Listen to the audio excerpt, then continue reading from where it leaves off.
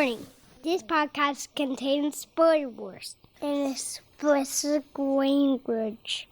Listener discretion is advised. Scaredy cat, have a scary chat. Scaredy cat with Rob and Ash. Welcome back to Scaredy Cat. I'm Robbie. And I'm Ash. And this is a podcast for one person who loves horror films. And someone else who doesn't. Watches reviews and talks about them. Switches reviews and talks about them. When you, as the listener, hear this, we will be sipping margaritas in the Lone Star State. Because that's where we're from, and we're going home for the first time in like 2 years. You mean we are home? We are home. Winky winky. For the first time in 2 years. It's not like I didn't want to record and do this while we were actually there. But yes, though, that's where we are. Listen, you can actually hear people singing the national anthem. Being Texas-y in the background. You can hear like the faint clinking of... The stars at night are big and bright. You can hear the sound of spurs in the background. There's no spurs. Just ching ching. We're ching, from ching. Dallas. There's Ching, no ching. fucking spurs where we're from. I think you can see people with all the 10-gallon hats all over the place. No. I believe there's a man riding a horse over there. That's not true. So in honor of the fact that we're home in Texas, we figured we'd start our next series. Thank the Lord. You know how I love recurring themes. So Hellraiser went so well. Why are you rubbing that? Remote? In Texas, you have to rub the remotes. That's not true. It's the only way to get them. Basically, you're keeping them happy. It's like you're... That's a Texas coffee maker beep. Definitely not a New Jersey coffee maker beep. In honor of the fact that we're in the Lone Star State, Yes. we're going to focus on a movie that, while it claimed to be a Texas movie, was not Texan. This happens a lot. And let me tell you something. Okay. Everybody claims to be from Texas. Like, you change planes in Dallas, you're from Texas. It's not true. You've got to have, like, roots, generational shit. So this is an ongoing problem that I'm really concerned about. This is if you were the president, this would be my first lady issue. People say that people say that things happen in Texas and they don't. It's not the same thing as basing a movie in Texas. It's basically the same thing. And then claiming it's based on a true story when it didn't happen in Texas. Where did it happen? Let me guess. New York City, where they make paste picante sauce. No, I want to say it happened in Kansas. Kansas? Let's see. That makes more sense. Probably Wisconsin. That's what I'm going to bet is Wisconsin. That's where all the horrible people are from. Not you. You're fine, Wisconsin people who are listening. But, like, fucking, isn't, like, Ed Gein from Wisconsin and, like, several other, like, horrible, like, serial killers? It did happen in Wisconsin. Not Kansas. I apologize, Kansas. I fucking win. I win forever. Wisconsin. But you did say Ed Gein in Wisconsin, right? Right. That's what the Texas Chainsaw Massacre is Fucking based duh. on. The idea of Leatherface is taken from Ed Gein. Right, which makes sense. He had the So nipple belt. Nipple belt. And the skin lamp. Actually, All those pictures are out there, by the way, if you want to Google it. If you have a queasy tummy, don't do it. I listened to a podcast called Last Podcast on the Left, and they did like a full Ed Gein series. So, you've never seen the original Texas Chainsaw No, Massacre? I haven't. I saw the remake, but I, honest to God, don't remember it. So, okay, are you going to ask me what I think this is about? I was planning on it, yes. Well, ask me. Okay.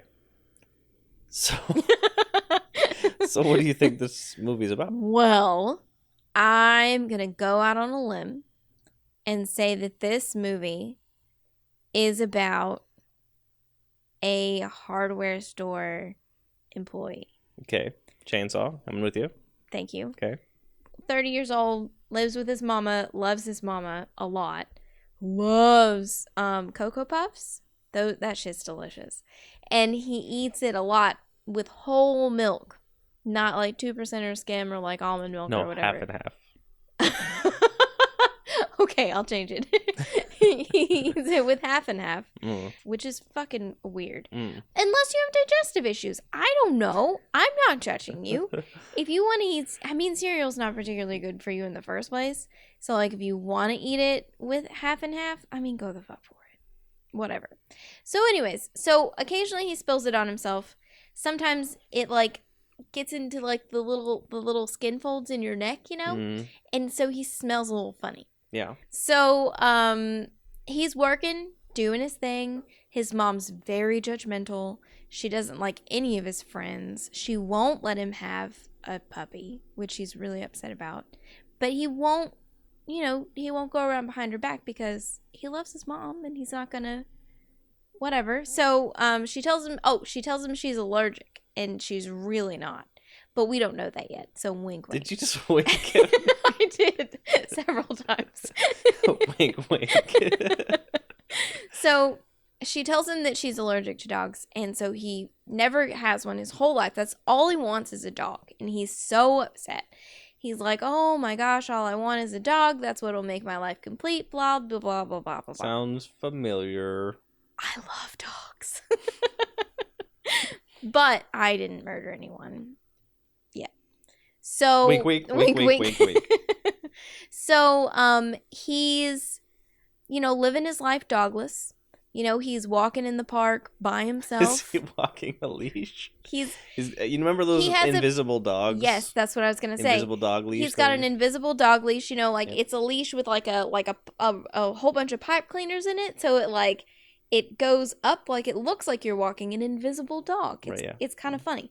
So I mean, it's sad, but it's fine. So he's walking an invisible dog in the park. He's watching everybody else play with their non-invisible dogs. It makes him very sad. But he's like, you know what? Mama's allergic. I can't do it. It's fine. I'll be fine. So one day, he takes his mom to the doctor because she's got gout.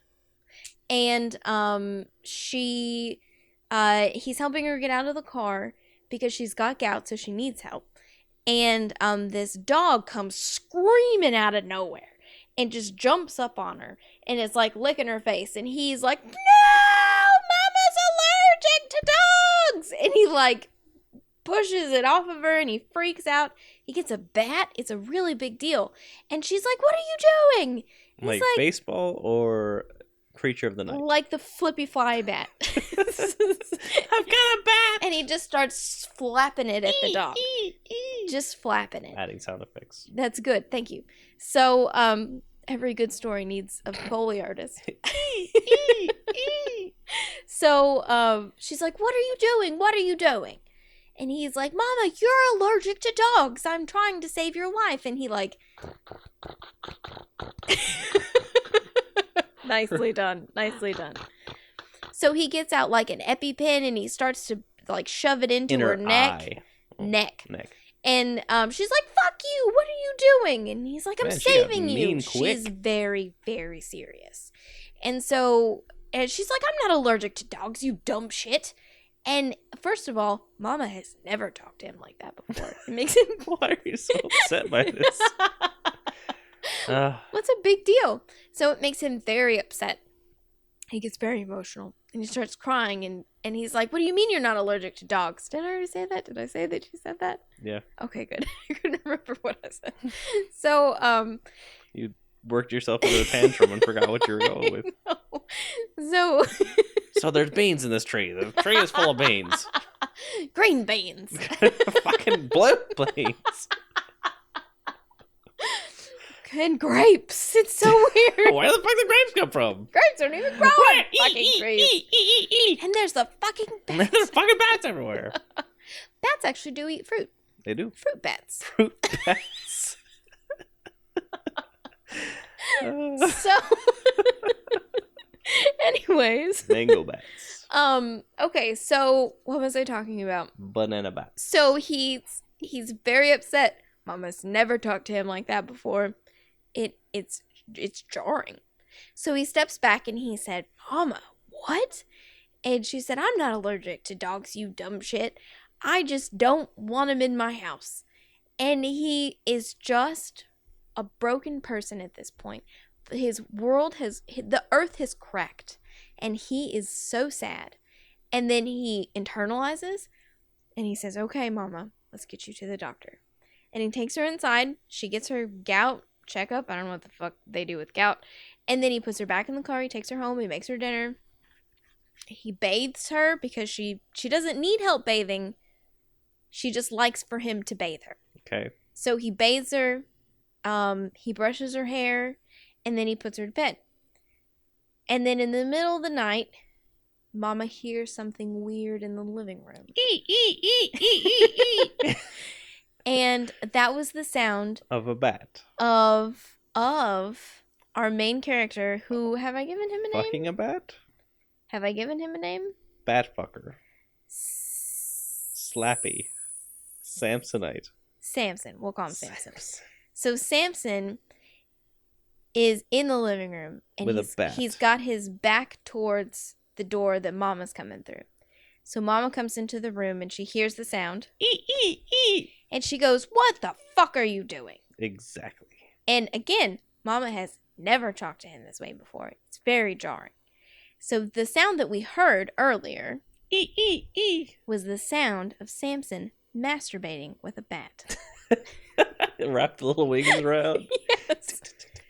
Even its little claws dug in to, and it just suck. I think he enjoys pain. He's got like an Albert Fish thing going on. We're hitting all the names today. I know everything. So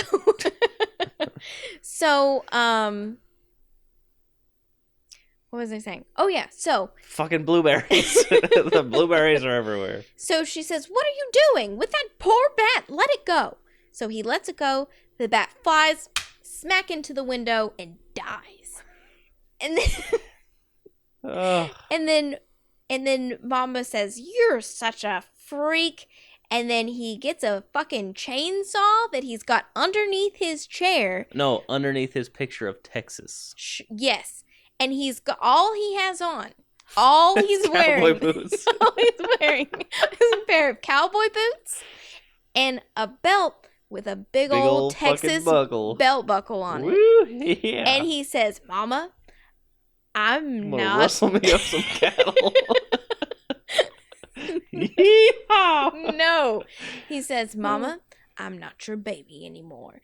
And he rips the cord, and then he fucking slices her in half, like tip to toe. Just whoop, she just cuts in half, like you're filleting a fish, like you're, what is it, whenever you slit a zucchini down the middle. Slitting a zucchini down the middle. Like you're boating a zucchini, like you're butterflying. What? You make zucchini boats. It's a thing where you're butterflying a shrimp. That's what happened. And then he peeled her fucking skin off. He put it on his face. Like you're tinseling a tree. And then he said, we're sitting Nene Macaw. What just happened? Nene Macaw? Who's Nene Macaw? His girlfriend. Nene Macaw is Nene Macaw is a one-legged stripper in Dallas, and he's admired her from afar for a very long time, and so he makes. She's got to work at Baby Dolls. Got to work. Yes, of course, the most famous strip club in Texas, right? Baby Dolls. not the little whorehouse. Baby Dolls. Baby Dolls. That's where all the good strippers are. Right. Just so you know. Yeah. All the girls that did not finish high school, that are not working their way through law school. Those girls are training Baby to Dolls. be nurses. Those girls are Baby Dolls. Which is fine. So he makes himself a very fancy leisure suit out of Mama's skin. And he wears it to Baby Dolls to pick up, what did I say her name was? Nene? Nene Fashaw? I don't know. I thought you had a mini stroke. And I was trying to say, was it knee deep in cotton? But I started laughing in the middle of it. And it came out Nene Macaw. So he goes and picks up Nene Macaw. Mm. And she goes, ugh, when she sees his leisure suit. And he goes, baby, I killed Mama for you. And she goes, all right. I'm down. And We gotta stop over HEB. We gotta get some stuff. Oh, fucking HEB! They have the best fucking tortillas in the world. And they're going to Taco Bueno. Oh, fuck, Taco Bueno. Some Taco Bueno. It's a good thing we're currently in Texas. Right, and so we can have actually experience access this to stuff. all of these things. And Whataburger, their gravy. Oh my god. So anyway, so they ride off into the sunset in his The end. busted ass truck, and they go fillet some more fish. The bat survived, and he lives on to another And day. then he went back to his little bat cave. This is the after the credits, the extra scene. Post-credit scene. Sure. He goes back to the bat cave and he tells Batman what he did, and the Batman's like, fuck that shit. That is some fucked up And shit. Batman is now on a mission to go fucking find Samson and Nene Macaw. and hence Batman begins. Most likely, they're gonna be at the Walmarts. So is that what happens? Is that the story? Not at all. Now, I say that having only seen this a long time ago, so maybe there is a mother character, but we'll have to watch it. Who cleans up the milk that he spills under his Oh, there's no milk. boobies? There's no milk. Moo. Anyway, so we'll watch it and we'll find out. Okie dokie. We'll be back quicker than a hound and No. a flea on a hound's ass. Or What? something. What? I forgot the saying. We'll be quicker than what? Quicker than a flea on a dog's ass. Or something. We'll be back quicker than you can slip on goose shit. That's a All right, we'll be back. that's a real thing.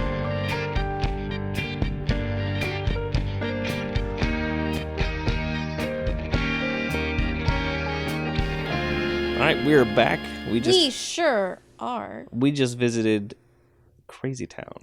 Newt, Texas. We met the Sawyer family. Seemed like nice people. We start off the intro is just like digging noises and like Yeah. flat like camera flashes.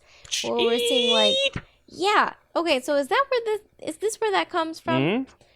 Chainsaw is where a lot of things come from. The date is August 28, 1973. Mm-hmm. At some point, you looked over at me and you said, I want to tell you something, but I don't think I should tell you. And I said, well, then don't tell me. And then I said, please tell me. Tell me now. Because I love to know things. So yeah, so Toby Hooper. His name is Tobe. It's Toby. It's Tobe. Toby. That's not, I get that E is a vowel and it does also make that sound, but not at the end of a word. It's Tobe. His name is Toby. I thought it was Tobe for a long time, and then I heard a actress refer to him as Toby in the behind the scenes stuff, and so I'm pretty sure it's Toby. So Toby Hooper Whatever, it's Tobe. wrote, directed, and even did the soundtrack on this film. Mm-hmm. There's no music. It's just all the sounds of a slaughterhouse. We start off with a van full of kids. We're going to Franklin and Sally's father's, a home that their father owns. Franklin is played by Paul Partain. He's wheelchair bound and annoying as shit. He's super annoying. He's pretty annoying, you're right. Sally is played by Marilyn Burns, and she is good friends, still is, with Gunnar Henson, who is Leatherface. Interesting. So keep that in Leatherface's mind. voice when he finally talks at the end is pretty funny. Does he talk? Mm-hmm. I'm shaking my head like you can hear me. Mm-hmm. He does. I don't remember him talking. At the very, very You end. mean when he was squealing and making noises? No, like whenever we'll get there. He based his role on a class of special education children. Okay. He invited the teacher of the class to watch his performance and tell him if it was too far over the line or not. That's interesting that he didn't want that to be controversial. Well, he also didn't want to do the movie. If Marilyn Burns hadn't convinced him to do the film, he wouldn't have done it because he didn't like the subject matter.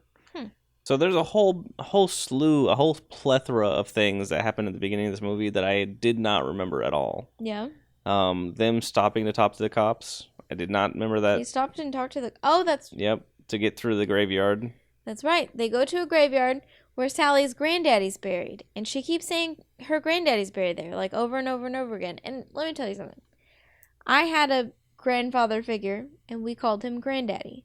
And I never thought of it as like a southern, like, bumpkin thing to say until I heard her say it. Everybody's trying real hard in this film. Yes. So the news reports from the beginning say that there had been graves being robbed. They had gone to the graveyard to check on their relatives to see if they were okay. Yes. It turns out they are. The fact that they went to the graveyard meant nothing because they're going on to this house. Well, they did see that drunk old guy sitting in a tire. Yes. A lot of super weird people. Tobe Hooper is very good at getting shots of people in a weird way. Like, he sticks the camera in places that you wouldn't normally. Like up if your you ever, vagina hole? yeah, if you ever go to the bathroom and you see a camera in the toilet, it's probably Tobe Hooper hiding in your bathroom. Tobe Hooper. They pick up a hitchhiker who is wearing a dead cat around his neck. You cannot pick up hitchhikers. But also be discerning if you're going to. Don't pick up the one that has like a slash on his face. That looks like Cuts all over his body. He just murdered a cat and wrung it around his neck. He's literally wearing like a dead cat. Don't pick that guy up. Yeah, because then they're shocked when he does weird ass things. Right. He cuts himself. He does cut Franklin. Like, he's weird. And he shouldn't have been in the car. Understatement. They didn't have to stop. He tries to sell Franklin a picture that he took of him. Oh, with a we have the camera. It's the 400. He shoots it. He takes a picture with a Polaroid 400. Oh yeah, it's right there. Yeah. We're looking at it. You can't see it, but we can. Right. I thought that was pretty cool. That is cool. So he tries to sell him the picture. Franklin says, no thanks, man. And he critiques his skills because he's like, it's a little underexposed. And go fuck yourself, Franklin. He's trying as hard as he can. And the hitchhiker cuts Franklin's arm, and then he sets the picture on fire first. He puts like gunpowder or whatever on top of the picture, some sort of flash charge or whatever, and sets it on fire, and then cuts Franklin's arm. And once he finally cuts Franklin's arm, they're like, oh, well, that's enough. Not the fact that like he cut his own hand or he cut Franklin's arm or like, well, I mean, that's when that happened, but like he set a fire in the car, nothing. And even then it took him 10 minutes to stop. Also, by the way, it looks like they've removed the couches or the seats from out of this van. Right. And they're all just kind of like sitting on bean bags. Right.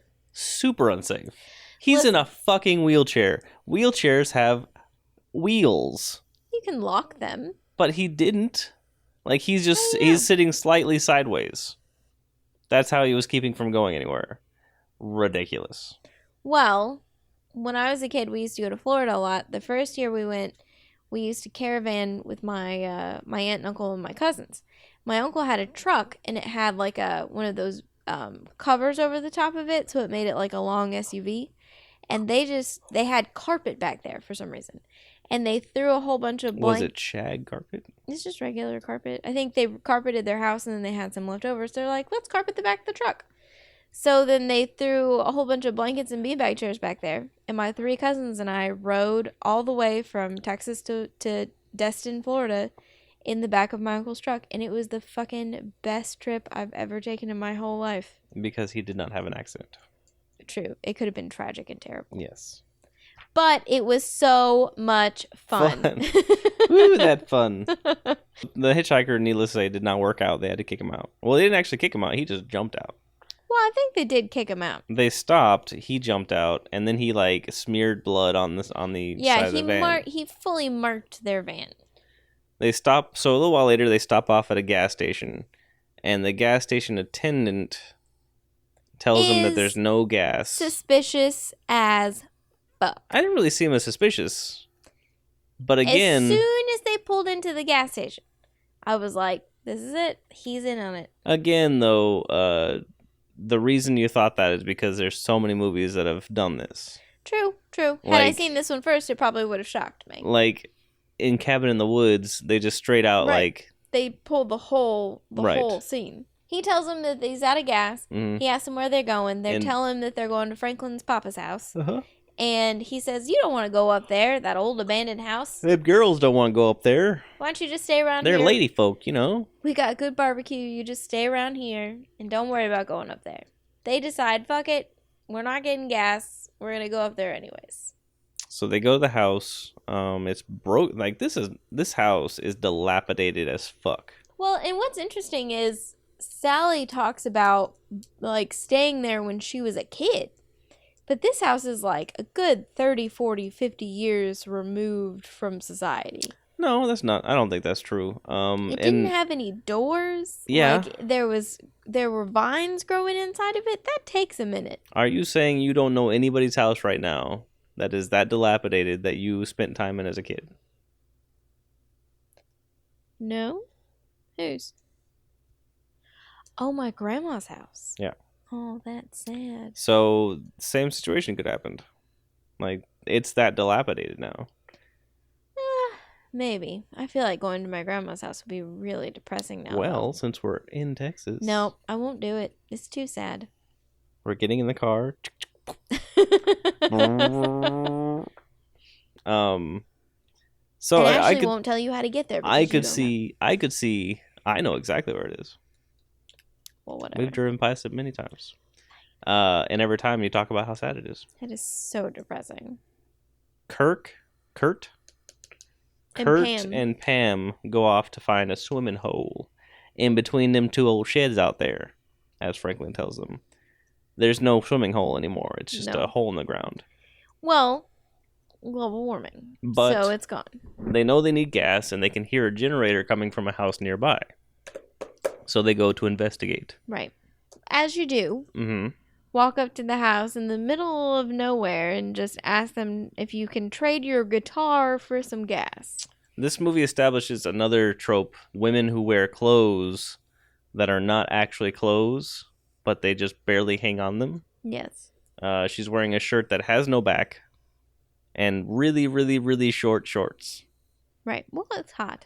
But Sally is wearing bell-bottom jeans and a t-shirt. yeah, Kirk wanders into the house. Close it. Like, if you're knocking and nobody's there, leave. Well, he hears Just leave. he hears like a pig noise coming from the back room, Then just and he leave. can see a whole bunch of heads mounted on a wall, like, you know, animal heads. So he's it's thinking, the South, baby. People have that stuff. what? But if you're thinking to yourself, oh, there's a pig stuck in there. Leave. Yeah, what are you gonna do for the pig? Leave. So he goes in there. That's what you're gonna do. You're gonna live. He goes in there, and Leatherface jumps out, hits him with a hammer, and then slams the. And then he has like a full like seizure. Yeah, because I mean he's been hit. Right. Now, okay, so they talked about at the very beginning. They talk about a slaughterhouse that had been recently shut down, and you get the idea that this family was. You know that the grandpa was involved in the slaughterhouse because he was the best. Well, we learn from the hitchhiker that he used to work there. Right, the hitchhiker used to work there. We know the grandpa used to work there because he was the best like butcher they had. He could Not kill it. butcher, best murderer. Right. Cow murderer. Right, isn't that the same thing though? No, that's a very different thing. Butchers don't kill things. Butchers cut up the meat and process it for you to be able to consume it. You don't think that they kill them first? No. Somebody else does that. Okay. Ask your friend who was a butcher for a long time. So he's the guy. He was really good at hitting the animals and killing them, basically. That's a skill, sure. So Pam is starting to wonder where Kirk went because he was like pounding on the door a second ago. Suddenly he's not. And she gets up. She's been sitting on a swing set, and she gets up. She starts walking towards the house. The camera goes from underneath the swing set. Mm-hmm. Coolest shot I've seen in a long time. Yeah, they did a good job with it. She goes in the house. She gets a chance to explore every nook and cranny. She falls into a room that's full of human bones and chicken feathers. Yep. And there's a chicken in a cage. For no reason. There's skeletons made into There's like a couches. skeleton couch. Like, this is interesting lamps, decor. Chandeliers, everything you can imagine made out of bones. Toby Hooper, when he was working on Poltergeist, he used a trick that he used in this movie, which is it's cheaper to buy skeletons from China, like actual people from China, have them shipped to you than it is to get a fake skeleton. Isn't that the same thing that they did in Poltergeist? They filled the pool with real skeletons. Yeah, that's what I just said. Is that what you just said? I said when he was working on Poltergeist, he used the same technique. I'm sorry. You're tired. I am. But yeah, so he uses real skeletons, like Chinese skeletons, to set decorate because it's cheaper than fake ones. Okay. That's so every single bone in that room is a clean. How do you think they figured that out? Who? Tobe. How do you, yeah. Who do you think made that Trade call? magazines, I guess. Hey, guess what, guys? Skeletons for you. I've been buying skeletons from China for years. Infomercials. Real skeletons. And then you find out that it's like next level necrophilia, where like they have to be just full skeletons. He's bone in a bone. Bone in a bone. Bone in some bones. Maybe it's like an infomercial. There's a guy in a pinstripe suit. He's like, "Are you looking for a skeleton? Well, I've got a better idea. For 5 installments of $5.99. Yeah, we'll even pay for delivery." So thinking about the fact that this whole house is just full of bones, the actual people bones. I'm interested in that part. Like, I want some exposition into like who is making this bone furniture. Oh, real quick aside. In this film, they believe that blowing a raspberry is the worst thing you can do to anybody. Well, wasn't this the 70s? The hitchhiker blows raspberries to him. Franklin's into blowing raspberries.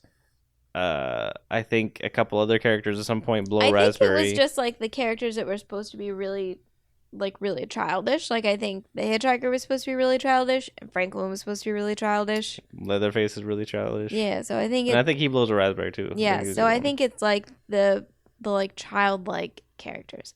Okay, so they she gets doesn't work out. She gets put on a hook.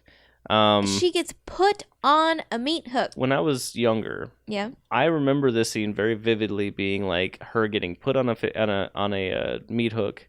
I remember her going down onto it. I remember seeing it like come out of her, and then he picks up a chainsaw and he like butchers Kirk in front of her. Mm-hmm. That's not the way that scene happened. No. Your brain filled in all the scary gaps. It sure did. You don't see it. It happens off camera. Concerns me a little bit about childhood, Robbie. I think I find this a lot, especially with books I read.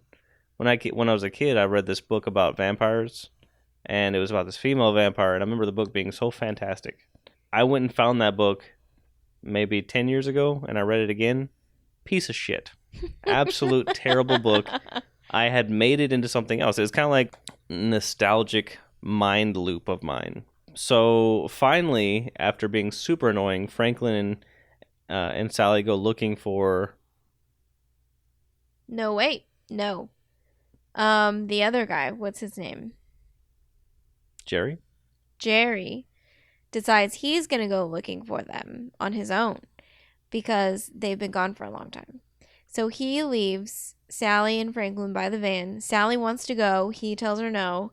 Wait there. And he marches off towards where the swimming hole is supposed to be. And then up towards the house. Franklin is really, really concerned about whether or not the hitchhiker was following them. Mm-hmm. Like, why did he mark the car? And where does knife go? Right. He's upset about it. So then Jerry finds the house, goes in, because all these people just walk into people's houses without... Well, he wasn't going to go in, but then he saw her shawl... Oh, that's right. He saw the... draped over the banister. So he went in, and he thought they were playing a trick on him or whatever, and he hears something coming from the freezer. So he opens the freezer, that's right, yeah. And who should pop up? Dead Pam. Dead Pam. I asked you afterwards, did you think she was alive or dead? Dead. And you said that you thought it was just like a death throw. Yeah. Apparently they interviewed her, like, the actress who played Pam. She claims that she was alive, and she thinks she eventually escaped. I don't think so, honey. I don't think you did. No. I think you were real dead. It looked like it was supposed to be like a death spasm. You got hung up on a meat hook through your back and your tummy, and you were there for a long time. And then he put you in a freezer? I think you're dead. I don't think you escaped. I mean, it's nice that you think that. Maybe like right before you died, you blacked out and you went into this place in your head where like you escaped and you went home and petted your dog and everything was fine. So Jerry gets hammered too. He sure does. He gets his clock cleaned. Now, clock cleaned? Mm-hmm. That's the expression. Now, if you're keeping track, the only time the chainsaw has been used at this point is to clean Kirk after he kills him with the hammer. Right. We're 0 for kills with a chainsaw in a movie called Texas Chainsaw Massacre. Right. So he kills Jerry, and then he gets like real excitable. I couldn't tell if he was upset or if he was excited. Yeah, he was like worried. Yeah, and then we I think he was like, I think I've killed too many people today. So we finally get to see a close up of Leatherface's mask. His lips are real dry. He's got eyelashes on his skin mask. Mm-hmm. That's detail oriented. And he's very, like, his lips are very dry, so he's licking his lips constantly. Ah. I think the only direction he was given was make sure you lick those just prosthetic lick teeth your we gave lips you. a lot. It was super grody. Back to Sally and Franklin. They are being super annoying. Well, they're brother and sister. Oh my god, they're honking the damn horn. Yelling, screaming. She wants to go off into the woods alone and find them. He won't give her the flashlight. And then she's like, well, fine, I'll just go without it. There's like a super long scene where she tries to get the flashlight, doesn't. They are fully having a like 3-year-old style meltdown over this flashlight. If you cut out all of the screaming, all of the weird laughing, all of the weird scenery chewing running from this film, it'd probably be about 10 minutes long. Yeah, I can see it. They don't get to the house. That's right. Okay, so they traipse off into the woods together. She's pushing him. And then Leatherface just appears out of nowhere and saws Franklin in half. Comes down, cuts him head to butthole all the way down. Because he's sitting down. So. Right, exactly. Yeah. So he cuts him all the way down. And then Sally just starts screaming and runs off. And running. Which, I'm with you. Okay. This begins a fucking marathon run. Yes. Sally should be commended for her staying power. She runs into the house. Right. She runs into Leatherface's house. She locks the door. He cuts the door down. She runs up the stairs and jumps out a window. Continues to run. Just the most fucking metal thing I've ever seen. Just like, fuck it, and runs out a window. Continues to run. She's running forever. She's running through the woods. She's running under trees. She's running under brush. She's cutting through things. You can see Leatherface in the background is like chopping trees down and like cutting through the brush. It looks like it reminded me of Pepe Le Pew and when he's chasing the female. Right. And he's just like doop doop doop doop, and every time she would get somewhere, he would just like pop out again, and there he is. It was a long run scene. Finally gets back to the gas station, only to find out that the gas station attendant is really the bad guy.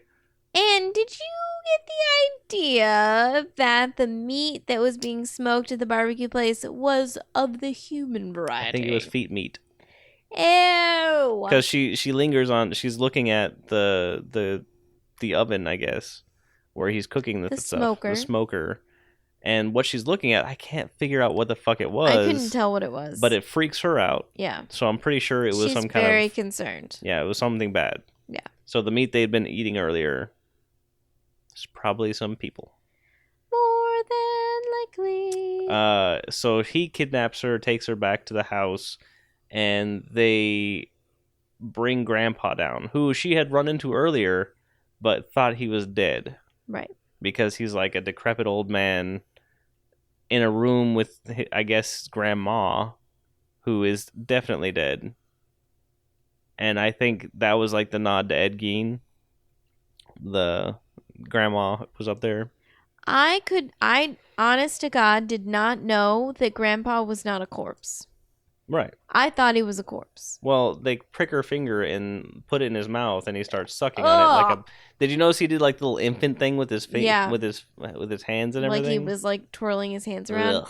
I almost vomited for real whenever that happened. You would have been in good company with the whole crew Oh, because they were filming this for 17 hours a day for a month, and it was 114 degrees in that house.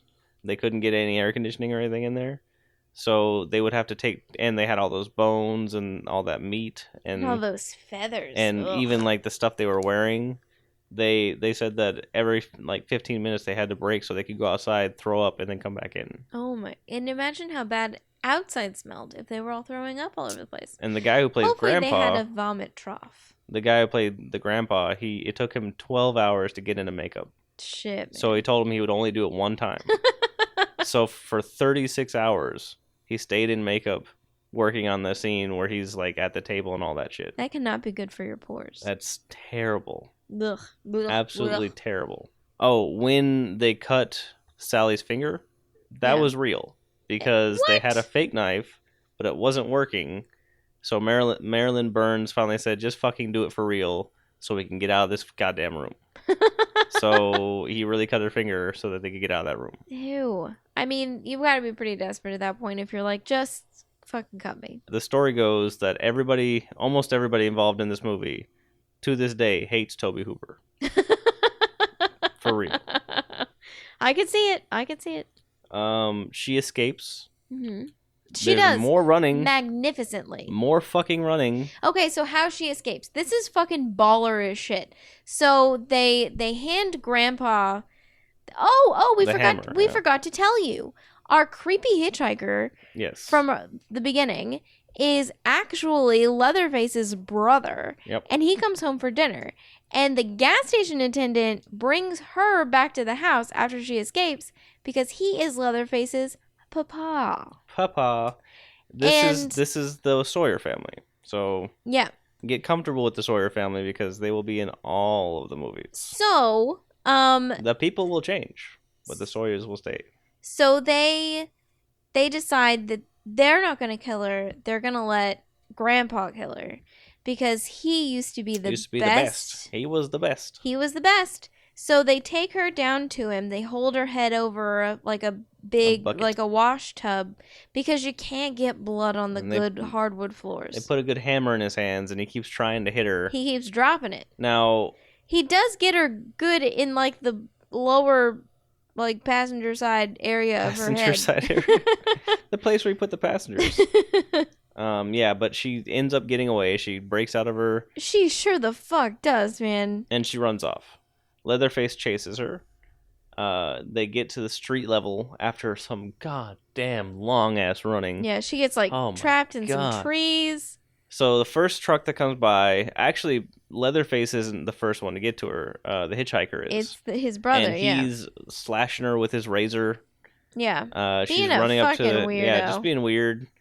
Not grabbing her or anything, just continually slashing her. Right. Like a fucking weirdo. Then he gets run over by a big Mack truck. Right. So a truck appears out of nowhere and runs him over. And this is probably one of the most graphic deaths in the movie.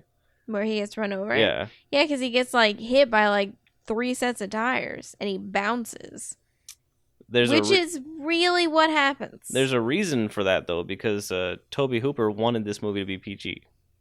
What? He thought that this movie at the end would be PG, and then when it was X, he was like, well, fuck. So he finally worked it into an R, but he was shocked as shit when he got an X on it. And if you think about it, there's not that much blood, there's not that much gore. Yeah, but the subject matter is so harsh. It's pretty rough. So, so the truck hits the hitchhiker, the weird brother. So this is the part that upsets me a lot. So instead of just pulling Sally into the truck driver pulls her in, and then they get out the passenger side while Leatherface is like sawing at the door. Like, why not just drive off? That seems like the easiest solution. So as he's getting out, the truck driver grabs a big wrench out of the front seat, and Leatherface follows them. He throws the wrench at Leatherface's head, and then Leatherface falls on the fucking ground and saws into his own leg accidentally, which is not how saws work. So he starts It's not screaming. how they work. He starts screaming. And the reason that he's screaming is not because he's acting. It's because he was wearing a metal plate that was supposed to protect him from the chainsaw blade while they were doing this. Like, they had some like meat and a blood packet over the top. But the chainsaw was rubbing against that metal plate, warming it up. So it was Ooh. basically scalding him, and so he was screaming. And Toby Hooper was like, keep going. Which is one of the reasons why, because he gets up and he chases after him again. Sally jumps in the back of a truck and they drive off, and Leatherface can't get her. Mm-hmm. So he starts wildly swinging his chainsaw. Like doing like a chainsaw dance. Yeah, and like throwing it up in the air in like frustration. Yeah. Like a 2-year-old. So when he was asked about it, Gunnar Henson said, I wanted to hit Toby Hooper. He's like, the plan was for me to like, just throw it up in the air and like scream. But I knew Toby Hooper was going to be near me. So I started swinging around on the off chance that I might actually hit him. I fucking love that. That is how much they did not just like each other. Bite. So she gets away. She fully gets away. Another car pulls up. She jumps in the back, gets away. But I'm pretty sure she's going to be in therapy for the rest of her life. Fuck yes. She has lost her mind by this point. She's just screaming blonde bloody mess. And that's it. In credits. We're rolling. This movie started what's called the final girl trope. Yeah. You see it all the time now. Right. It's where, of all the victims, there'll be one girl who survives. Right. Called the final girl. Now, that's important in this film, though, because if you think about it, there's a subtext going on about the patriarchy, strangely enough. Really? It's a household full of guys. They have no female influence. Right. So they go where obviously they would go is become cannibals. Obviously. So I have a different theory. Okay. After you, go ahead. Well, yeah. So the basic context is if there's no females involved, then males will devolve into cannibalistic creatures, and it will take a female to balance it out. So that's why they had the final girl. What is your theory? So, we learned in the beginning, and at the end again, that this whole family used to work in a closed down slaughterhouse. They all used to work there. They were all murdering the cattle. My theory is murdering animals for no reason, over and over and over again, day in and day out, as a job, makes you into a cannibal. Because, again, my friends, meat is murder. Oh, we also didn't mention that Leatherface's mask changes. He gets real dolled up for dinner. Yes. He puts on a lot of makeup. He obviously didn't have a mom because no one taught him how to blend. He's got a winter face and a summer face. It's a daytime face and a nighttime face. Okay. My grandma does an evening face, yeah. Right. I've got to put on my morning face. I got to put on my evening face. Right. My grandma used to do that. So he's got multiple faces. Which is good. I mean, variety is important, even if you're dealing with human flesh masks. So that was a Texas Chainsaw Massacre. That's number 1. We're here at the starting line of what these movies become. So excited. I'm actually a lot more excited about this than I was about Hellraiser because I fucking hated every second of Hellraiser. And this one's a stronger beginning than Hellraiser was. I'm in it to win it with this one. I like this. Hellraiser had that stupid male chauvinist like 80s vibe to the first one. I mean, this did a little bit too, but like in a very different way. Yeah, so we'll see what happens from here. I'm excited. Are you excited? You know what else I'm excited about? What? Chips and motherfucking salsa. Because we are fucking in Texas. I mean, we're not fucking in Texas. Well, we will be. Later. But right now. Winky face. Right now. We're in Texas. We're going to go to H-E-B and buy all the tortillas. We're going to get that hairy butts. We're going to go to Whataburger and get like 1,000 little packets of ketchup. I don't give a shit about Whataburger. I just want to go get fries and gravy. That's all I want. I want to hit the Taco Bueno.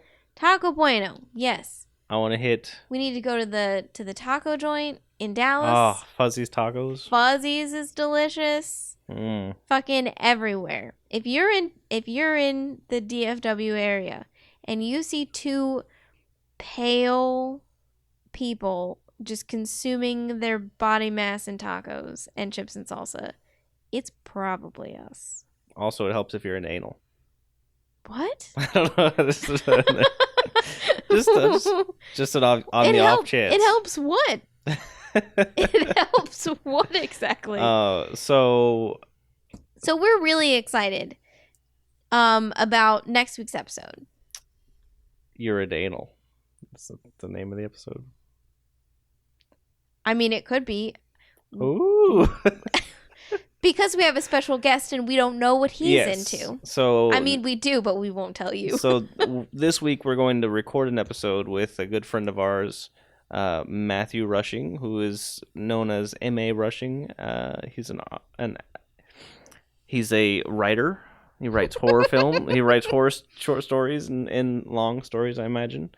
But we're going to sit down. Short stories, medium length stories, and long stories. Back in the day, we used to watch horror films together. So you and Matt were in a punk band together. Yes. And one of our favorite films was The Shining. So we're going to be doing The Shining next week. With Matt, who is a Stephen King aficionado. He's read every single Stephen King book and is pretty knowledgeable on the subject. And really, really, really likes to talk about it, which will be fun. So that's it for this episode. Our theme was done by Brandon Tuzio. Every week. I got it right that time. If you want to hear more from him, you can go to soundcloud.com/Brandon Tuzio. If you want to get a hold of us, at ScaredyCatPod on all the obnoxious social shit. Facebook, cyanide pills, Twitter, Fart knocker, Instagram. That was what I was looking for. Love Shack. If you like what we're doing, rate us on iTunes and oh, that would be so nice, guys. That would be so nice. And it'll help people find us. Yeah. You'd be doing like a, you gotta have public service to graduate from high school now. Did you know that? Like you gotta have. Yeah, that I would never have passed. Me either. Well, actually no, because I did community service with my dad when I was a kid, because he got a lot of speeding tickets and he was like actually sentenced to like do a lot of community service, and so I used to go with him and we'd like clean up parking lots and shit. Like that was what we did. So I would have been fine. But what I'm saying right now is, if you choose to be a good Samaritan and give us a good review on whatever podcast thingy you get your shit from, we could possibly write you a letter of community service acknowledgement. I'm just saying. It's a possibility. I feel like that's a bribe. What? How dare you?